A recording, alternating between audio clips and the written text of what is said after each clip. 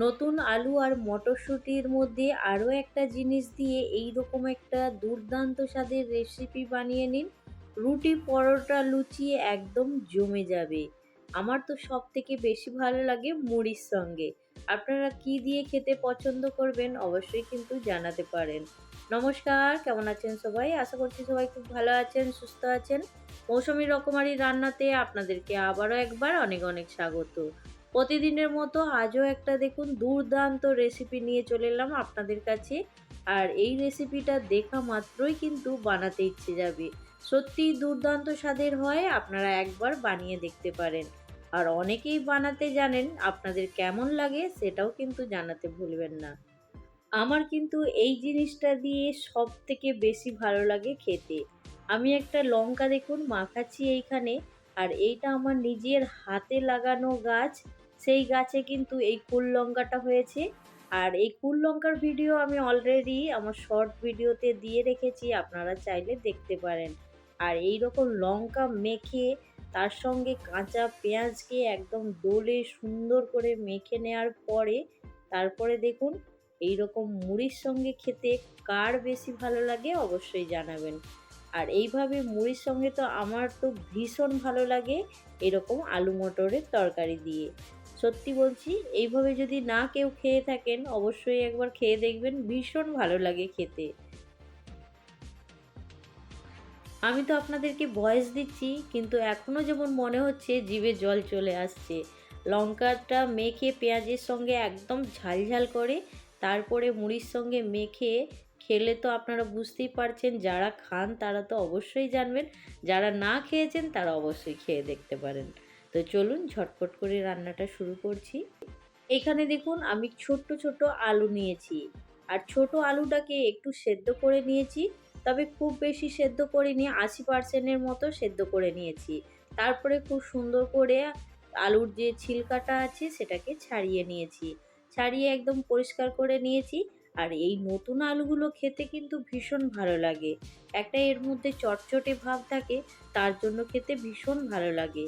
আর এইখানে দেখুন আমি 1 বাটি পরিমাণে মটর নিয়েছি।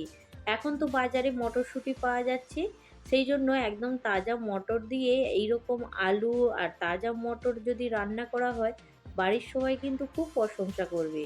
আর দেখুন তার সঙ্গে আমি কি কি মশলা নেব, আরও একটা জিনিস দুর্দান্ত স্বাদের মেশাবো, আর সেটা দিলে এর স্বাদটা কিন্তু অনেকটাই বেড়ে যাবে।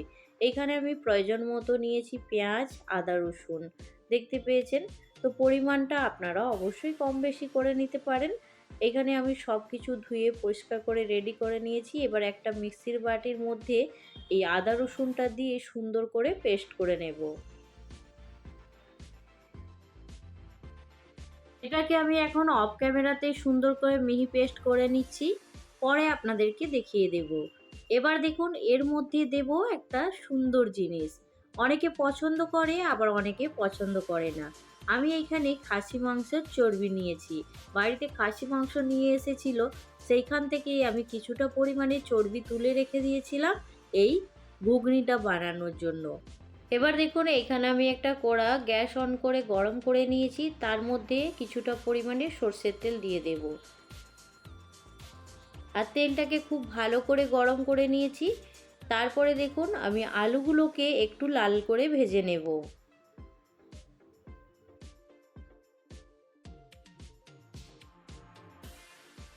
এবার আলুর মধ্যে খুব সামান্য পরিমাণে একটু নুন আর খুব সামান্য পরিমাণে একটু হলুদ দেব, তাহলে ভাজার পরে কালারটাও সুন্দর চলে আসবে আর খুব তাড়াতাড়ি ভাজাও হয়ে যাবে, আলুর মধ্যে নুনটাও চলে যাবে। তো এইখানে দেখুন সুন্দর করে আমার আলুটা কিন্তু একদম লাল করে ভাজা হয়ে গেছে। এবার আলুগুলোকে তুলে নেব।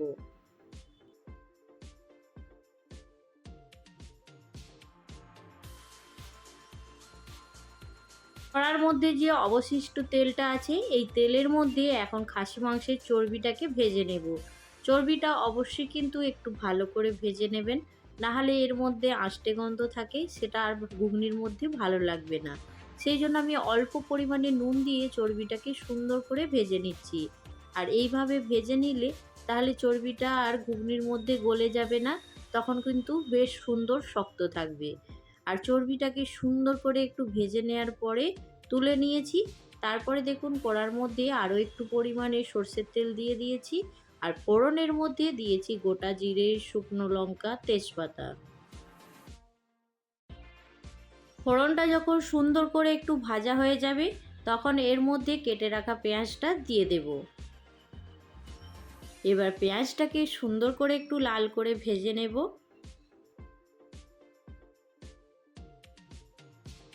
পেঁয়াজটা একটু তাড়াতাড়ি নরম হয়ে যাওয়ার জন্য এইখানে আমি কিছুটা পরিমাণে নুন দিয়ে দেব। নুন দিয়ে খুব ভালো করে পেঁয়াজের সঙ্গে মিশিয়ে নেব, আর এর জন্য পেঁয়াজটা খুব তাড়াতাড়ি নরম হয়ে যাবে আর তাড়াতাড়ি ভাজাও হয়ে যাবে। তো এইখানে দেখুন পেঁয়াজটা কিন্তু আমার অনেকটাই সুন্দরভাবে ভাজা হয়ে গেছে। এবার এর মধ্যে আমি যে আদা রসুনের পেস্টটা রেডি করে রেখেছিলাম সেটাকে দিয়ে দেব। এবার পেঁয়াজের সঙ্গে খুব ভালো করে আদা রসুনের পেস্টটা মিশিয়ে নেব। একটু সময় ধরে এটাকে সুন্দর করে কষিয়ে নেব। যখন এটা একটু ভাজা ভাজা হয়ে যাবে, তখন এর মধ্যে দিয়ে দেব কুচানো টমেটো। আমি একটা বড় সাইজের টমেটো নিয়েছি, সেটাকে সুন্দর করে ছোট ছোট করে কেটে নিয়েছি।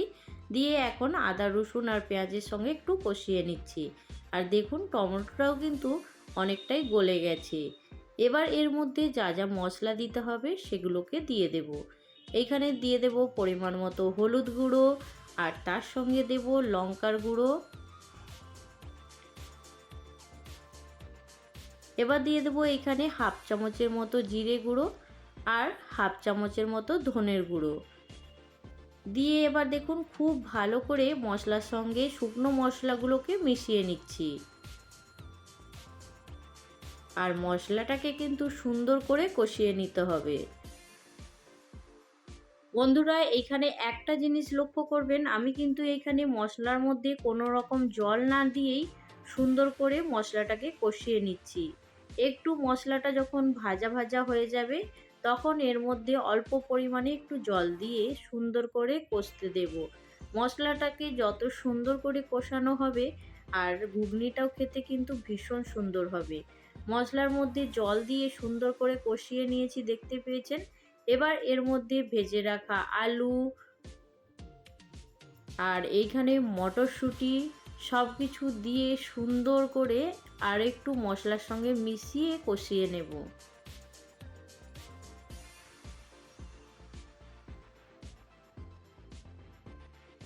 আলু আর মটরটাকে সুন্দর করে মশলার সঙ্গে মিশিয়ে আমি মিনিট দুয়ে খুব ভালো করে কষিয়ে নিয়েছি। আর এই সময় গ্যাসের ফ্লেমটাকে একটু লো রেখেছিলাম। লো করে মশলা দিয়ে সুন্দর করে কষিয়ে নেওয়ার পরে এবার দেখুন এইখানে দিয়ে দেব খাসি মাংসের চর্বি। এবার আপনাদেরকে একটা কথা বলছি, যদি খাসি মাংসের চর্বি দিয়ে খেতে না ভালো লাগে, তাহলে চর্বিটাকে দিতে হবে না। আর যেইভাবে আলু মটরের সবজিটা আমি বানিয়েছি, এইভাবে অবশ্যই একবার বানিয়ে দেখুন, ভীষণ ভালো লাগবে লুচি, রুটি, পরোটার সঙ্গে। তো আপনাদের কি দিয়ে বেশি ভালো লাগে অবশ্যই কিন্তু জানাতে ভুলবেন না। আমি গ্রামের মানুষ, সেই জন্য আমার তো মুড়ি দিয়ে খেতে সবথেকে বেশি ভালো লাগে। আর এইখানে দেখতে পেয়েছেন আলুটাও কিন্তু সুন্দর সেদ্ধ হয়ে গেছে।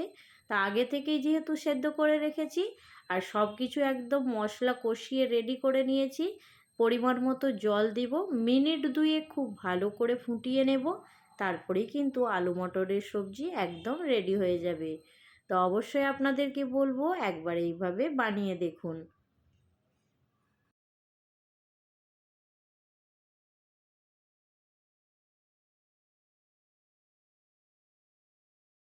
আর এইখানে কিন্তু আমার আলু মটরের সবজিটা একদম রেডি হয়ে গেছে।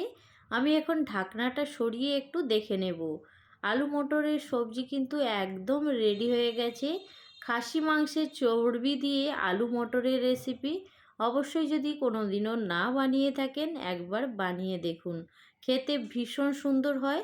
একবার বানালে কিন্তু সপ্তাহে 2 থেকে 3 বার এমনিই বানাতে ইচ্ছে করবে।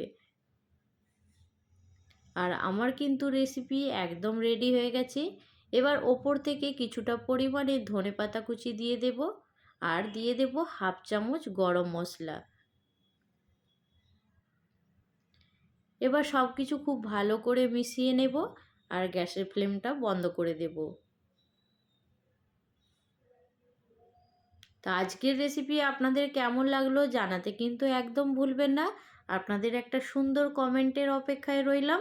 আজকে যারা প্রথম আমার চ্যানেলে ভিজিট করছেন, আপনাদেরকে যদি এই রেসিপির কোনো অংশ ভালো লাগে, অবশ্যই আমার চ্যানেলটা সাবস্ক্রাইব করে পাশে থাকবেন। বাড়িতে যদি হঠাৎ করে অতিথি চলে আসে, ঝটপট করে লুচি রুটি পরোটার সঙ্গে একদম সার্ভ করুন। দুর্দান্ত লাগবে খেতে। তো আজকের রেসিপি এইখানেই শেষ করছি। পরবর্তী রেসিপি নিয়ে খুব তাড়াতাড়ি আরও একটা নতুন ভিডিওর সঙ্গে দেখা হবে। সবাই ভালো থাকবেন, সুস্থ থাকবেন। বাই।